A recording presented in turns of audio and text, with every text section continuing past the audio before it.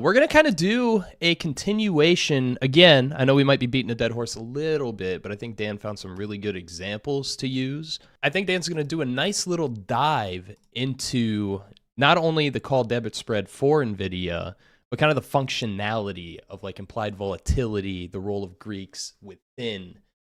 I appreciate and recognize that I've been really hammering home this call debit spread idea, but I think part of the value of doing these types of presentations is to talk about times when you might see these types of trades happen and when you can take advantage of naturally occurring phenomena like an earnings announcement when implied volatility is going to be very high, and how something like a call debit spread can offer some protection from the inevitable decline in implied volatility that's going to happen as soon as the earnings announcement and conference call are all said and done. Plus, so you see guys have seen a ton of people yelling Theta Gang, and a big part of that ties into what Dan said there too. Yeah, they definitely will be hooting and hollering about that, and the implied volatility is inevitably going to drop after the earnings announcement is made, because a lot of the uncertainty has been removed. Whether the earnings announcement is good or bad, and whether the market reacts positively or negatively, whenever uncertainty drops down significantly, implied volatility is also going to drop down significantly, and that has the potential to hurt any long option position, because you are long Vega, and the multiplication of implied volatility and Vega is a part of the total value of a call or a put option. So you do want to be aware of this. This slide right here, it's my title slide from the call debit spread presentation a few weeks back. What I'm focusing on here today is the lower volatility, one of the pros of a structure like this.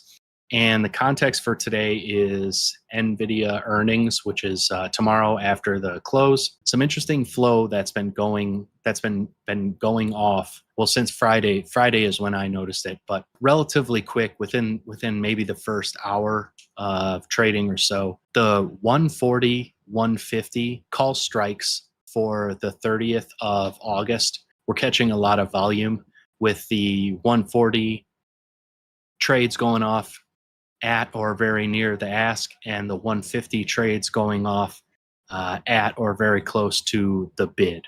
So it's reasonable to say, okay, this looks like some 140, 150 call debit spreads for NVIDIA that are expiring this same week of earnings here.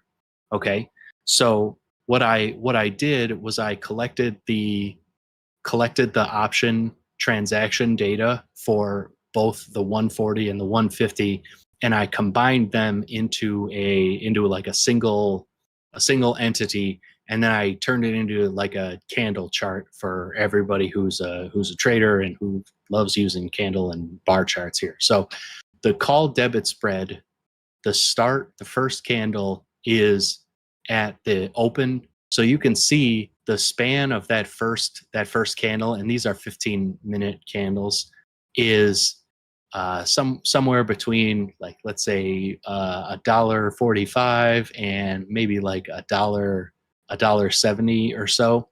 You can imagine that in the first 15 minutes of the day, the NVIDIA price is likely to be moving around quite a bit, especially as you see on the bottom clip here, which is a line chart because it can get really busy if I put candles down here too. But the bottom clip on this chart is the underlying NVIDIA price. Okay, so as you can see over time, from the 23rd, which was Friday, if I'm not mistaken, into the 26th on Monday, we had the price of NVIDIA fall down from the 130-ish area to the 126-ish area, and the value of the call debit spread, the candles up there, didn't change all that much.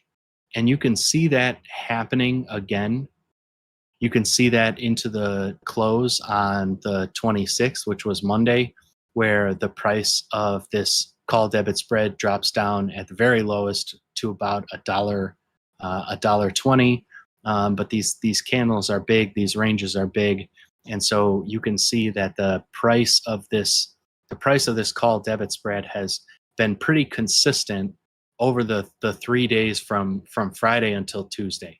So you gotta remember the price of NVIDIA has come down some, and it also traded up some, and perhaps more importantly, some time has elapsed from Friday to Monday to Tuesday, and the earnings are obviously going to keep the premium associated with both of the 140 and the 150 relatively high. But I think it's worth noting that over 3 days, with all of the variability in the NVIDIA price, all to have it kind of more or less come back to where it was on Friday, the price of the call debit spread is like essentially like just a tiny bit higher than where it was when if you were to open up this trade, right? These call debit spreads, when compared to calls outright, are going to hold their value better because they're more resistant to vega decaying over time, as well as the actual theta term, right? Time actually going by as well.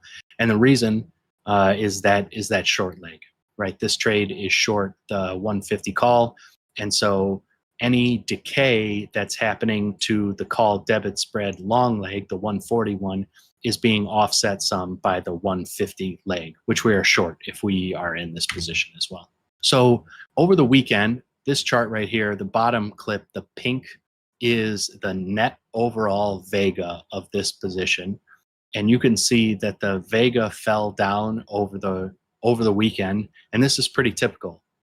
We expect vega to decline over time as an option approaches its expiration. We know that vega on very far dated contracts is going to be the highest because the most variability is priced into those contracts because there's a lot of time for their price to move up or down.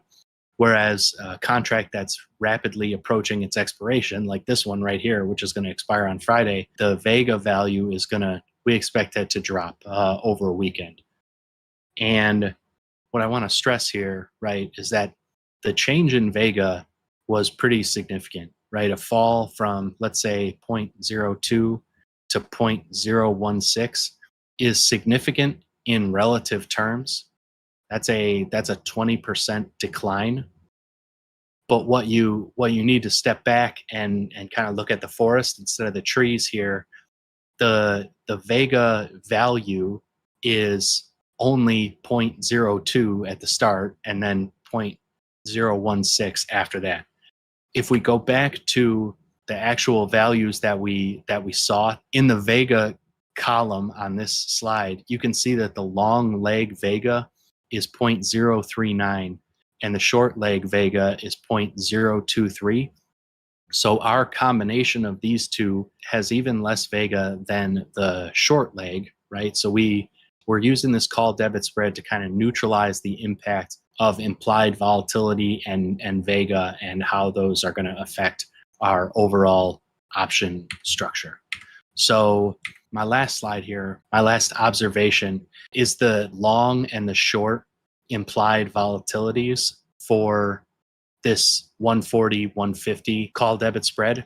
And you can see that the implied volatility has increased for both legs as we went over the weekend. And again, that's to be expected. Not only are we approaching expiration where out of the money implied volatility is going to rise, but also we expect to at least see some implied volatility increase in these contracts as latecomers to the NVIDIA earnings trade start to really pile on, right? Implied volatility is also a representative of option. I don't want to, I guess like demand is the way I would describe it.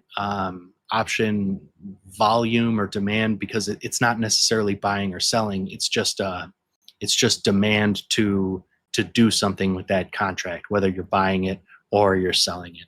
So in the face of all these changes that have taken place, all this price variability that we've seen with NVIDIA, the shifting of the Greeks over the last 3 trading days since Friday, and actually 5 calendar days have gone by, the price of this 140, 150 out of the money call debit spread just really hasn't moved all that much. If you were holding just the outright call, you'd be staring down some more losses, even though it would remain higher than usual courtesy of the earnings announcement. And so what I really want the takeaway to be on call debit spread structure is that the short leg offers some protection. It helps dampen the inevitable changes that are going to take place as time marches on and as implied volatility and Vega shift as we approach the expiration of the option.